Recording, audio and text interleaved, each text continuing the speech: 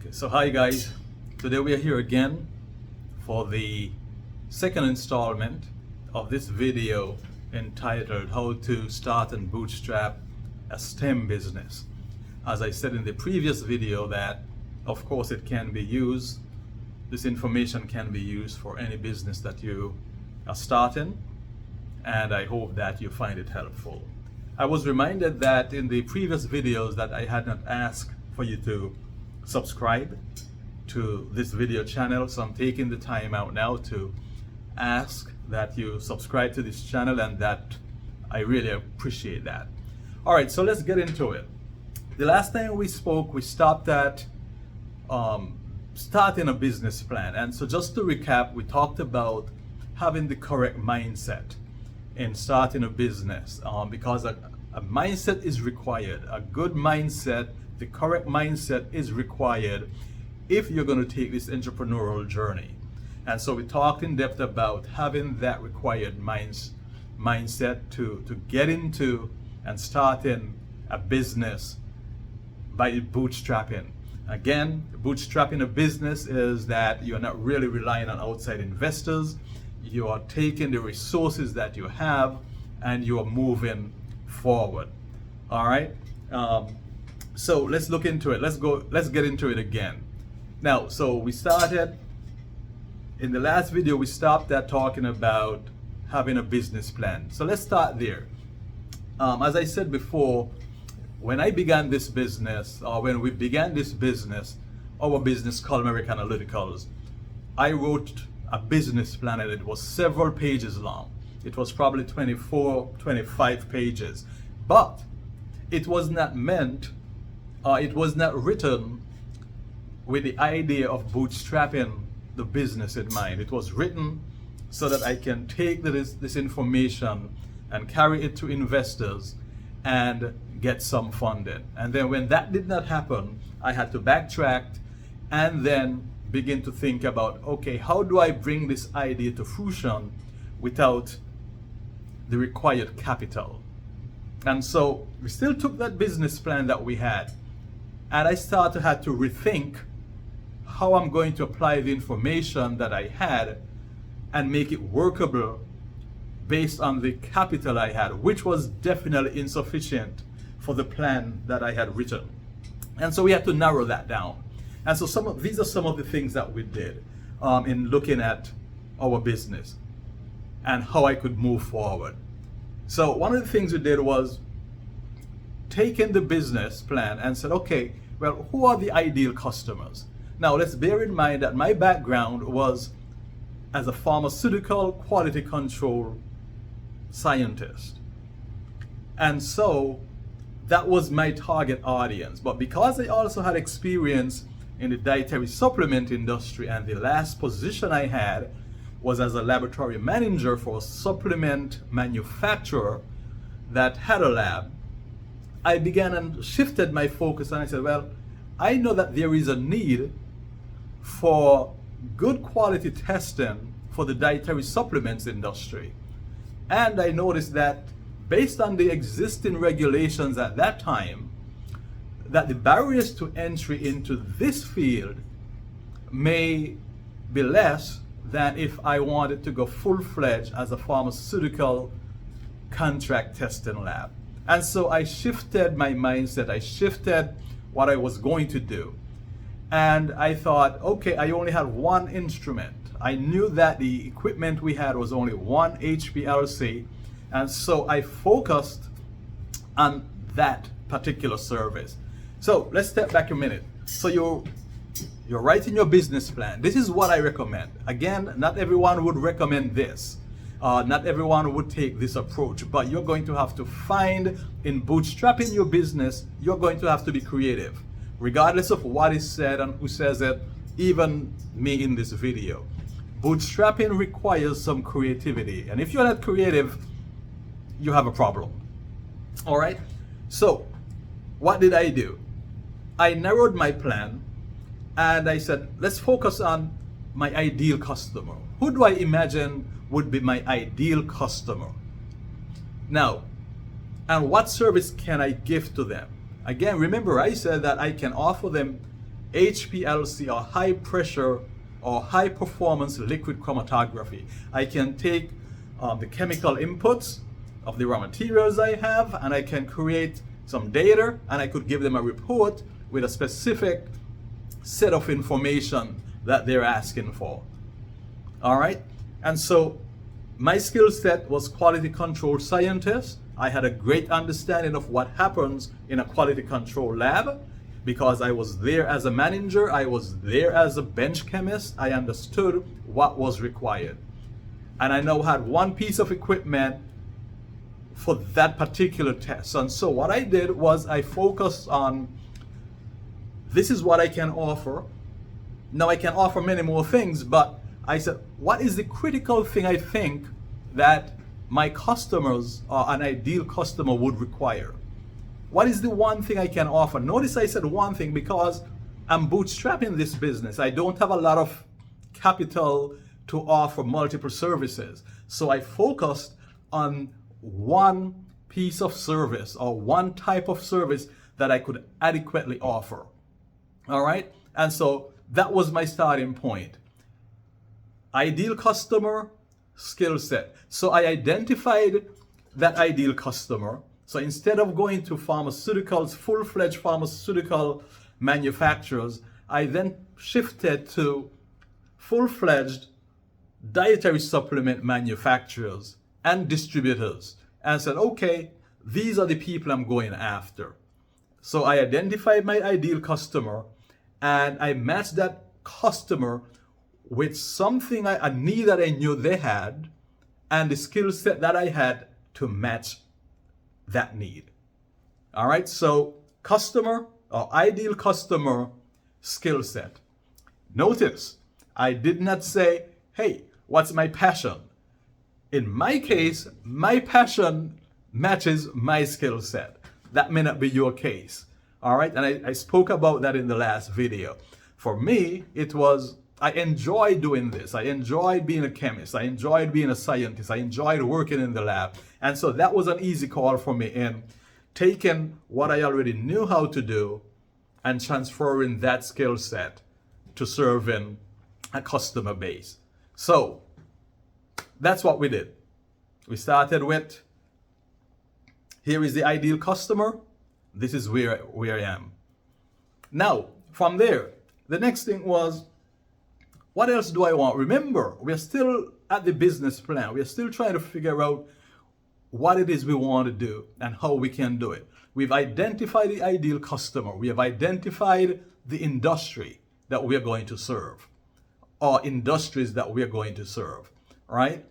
And we know what our skill set or the skill sets that we're going to offer and how we can take our skills and convert that into cash. So depending on your business, there are going to be some physical requirements. Is this a business that you can start at home? If so, that's good because then you're reducing your overhead and you're only focusing on the service you can provide. And if that's the case, then that's great. If not, then you're going to have to decide, do I need an office space? Do I need a warehouse space? What are the physical requirements for me to properly operate this business? And that's a serious consideration. So whatever the business is, whether it's a manufacturing business, whether it's a computer technical based business, or whether it's a physical science type business as I have, you have to consider the actual physical requirements, the building, the location. Do you have proper ventilation? Do you have proper lighting? Everything like that has to come into play. And so it depends on, again, what your business is, the specifics of your business. You have to pay attention to that. So again, but what you want to do, and what I did, is what is the minimum space that I need to perform the minimum work to get started? Because everything goes back to cost. You see, sometimes what happens when you're starting a business, you get so excited and all you can think about is, let's go and furnish this nice office. Let's get the best desk. Let's get the best chairs. Let's get everything. And you spend your money on you spend the money that you have and buying all the fancy desks and chairs, and then there's nothing left to perform the operations. Remember, you're bootstrapping this business. Every dollar counts. And so you have to allocate this fund or the funds that you have available in the best way possible.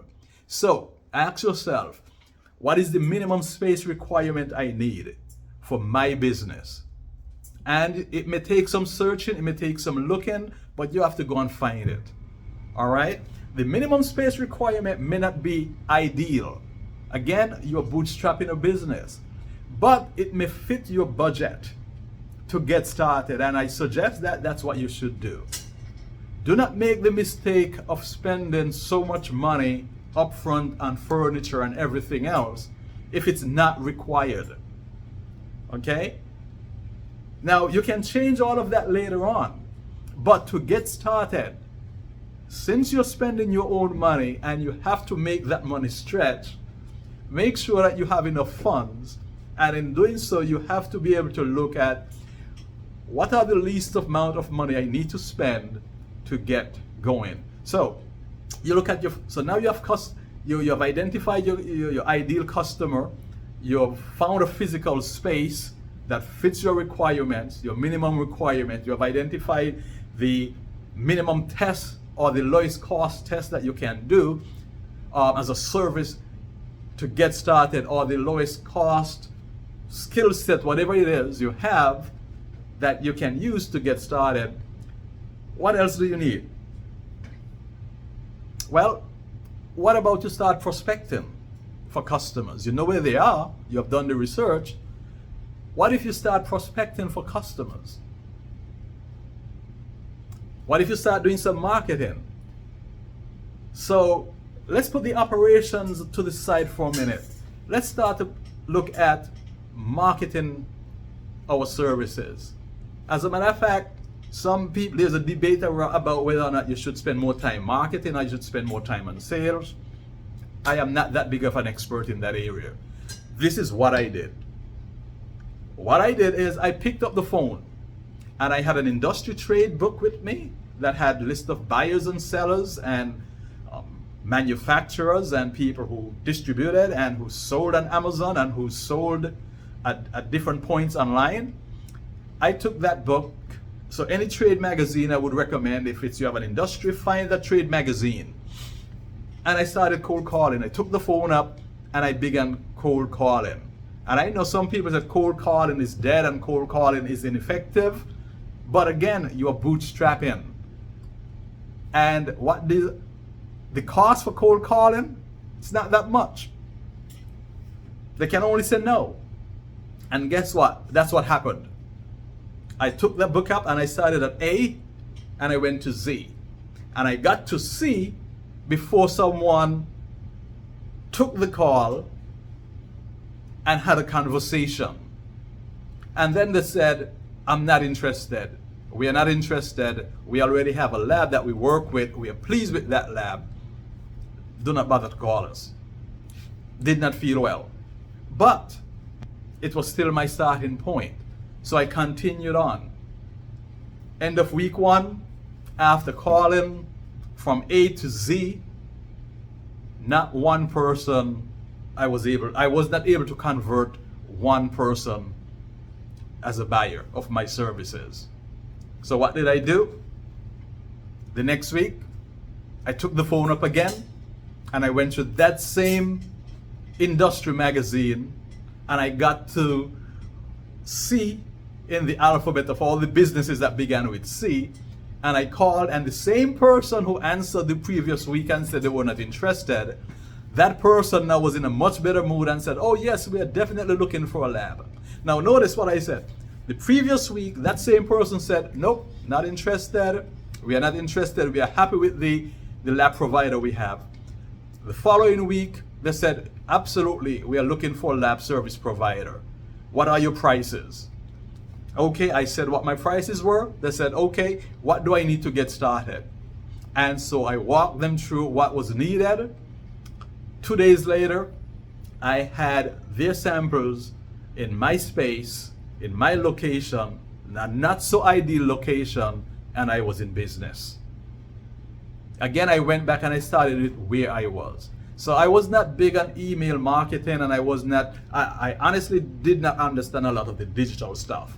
So I stuck with what I knew going in, which was prospecting by phone. And that's what I did literally for the first 3 to 4 months. I just got on the phone and I prospected. I made my pitch. And I had more no's than yes, but you only need one. And that one customer was a good customer. And they just kept sending me work. And it was enough to keep me busy. And I was in business. All right? So, prospect. Do not be afraid to make the call. Do not be afraid to sell. If you cannot sell, or if you do not want to sell, then stop right here. Entrepreneurship and business ownership is not for you.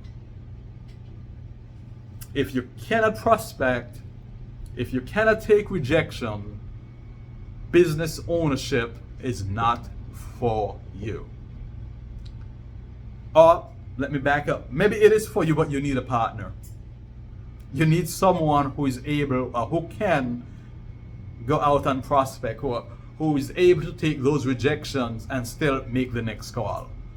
You cannot grow the business if you're bootstrapping it, if you're not willing to sell yourself, sell your service, and if you're not willing to be rejected. Do not take it personally. It's not that they don't like you. They don't even know you. They haven't seen you. They are just not in the market for your services at that time, or your prospecting skills are not good enough as yet, so you're not able to convert or persuade them to buy from you. And that only comes with practice. Remember I said that they do not teach how to sell in college. So whether your degree is in marketing, whether your degree is in psychology, whether it's in chemistry or physics or math, whatever the discipline is, I'm pretty sure that you have not had a class that says Sales 101. All right? You may have a marketing class that talks about the 4 Ps, product placement and price and everything like that, but you have not had a sales class. No one taught you how to prospect. No one taught you how to write a script. And so I had to learn that from scratch. I had to go back and say, okay, what worked when I called this first time? Oh, maybe I was speaking too fast. Okay, maybe my accent was a little bit discomforting. Oh, maybe my accent is an advantage. Maybe I need to slow down. And you have to take notes. It's never personal. You have to take notes and figure out what works, what is working, what is not working, make the adjustment and move on. All right? So you have to sell. One of the things I wish I did more when we began our business, I wish I sold more in terms of the effort, and I wish I did more marketing. I did not. I did enough that I got my first customer and I was so excited, and that customer gave me so much work that all I could do was I'll get that customer and I'll jump in, and I'm the scientist I want to be, and I want to make sure that I'm producing the results in a timely manner. And so I would work right up until 10, 11 o'clock at night, Monday to Friday, and go in on the weekends and work until 8 or 9 o'clock again. Make sure I'm getting that customer's request fulfilled. The downside to being a one-person operation when you start a business is you can't do everything at the same time. And so, in as much as I was able to turn around that one customer's projects, it means I wasn't selling to another customer. And so now when his projects were done, then I would take the phone up again and start calling someone else and try to get another customer, because now I had no more projects to do for that day or for that week. And so now I'm like, okay, let me go back and start selling. And you can see how that is not effective. But it's a good starting point. If you're bootstrapping your business, you have to start with the customer Now in this day and age, I'm sure there are definitely some digital marketing that you can do. Again, it's based on your budget. So if you're better and you're more creative at the digital side of it, by all means, whatever it is that gets your name out there to the customer, whether it's marketing or it's sales, that is what you should do. I just happen to have felt more comfortable picking up the phone and talking than I did trying to figure out how to operate the computer properly and get customers like that. So I just stuck with my comfort zone in making sales, and that's what I did. I picked the phone up and I prospected and prospected and prospected. All right, so in the next video we're going to talk some more about how to bootstrap your business, and so see you next time.